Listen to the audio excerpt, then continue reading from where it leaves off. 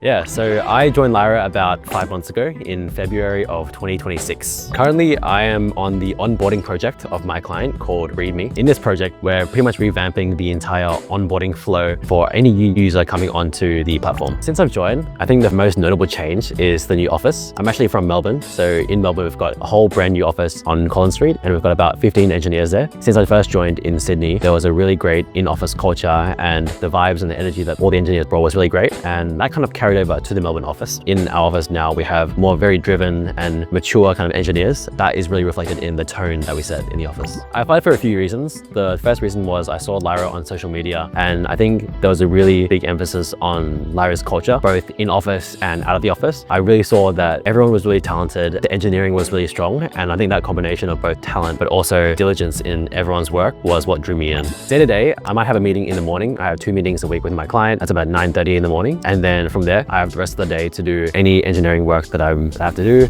I'm also a talent engineer, which means I'm involved in anything to do with recruiting and event and community building. My favorite thing to do after work is probably participate in Lyra Clubs. So Lyra actually funds the company activities, whether it's Pilates, going out for matcha, doing any kind of sport or any activities. And I think that really is what the driving force of building community internally. You know, we're all on different clients. It's easy to kind of get really focused on your own work, but Lyra Clubs and any funded activities really brings us all together. Yes, every day.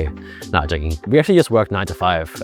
Everyone comes in around that time, just gets their work done during that kind of 8-hour block. Anything after 5 o'clock is on our own accord. If you want to stay back and chill, eat, relax in the office, but we're only expected to do the kind of set amount of hours that we're billed for. I think what Lyra has that is really unique, and I don't really see how many other companies having, is the access that it gives to US Silicon Valley startup network. In order to kind of build and work with these really high-end, high-caliber startups, you either have to go there and join them and fly out to US, or you can go there and make your own. But I think for the first time in Australia, Lyra has given Australian engineers the opportunity to work with these very high-performing, world-class startups from right here in our own home of Melbourne or Sydney.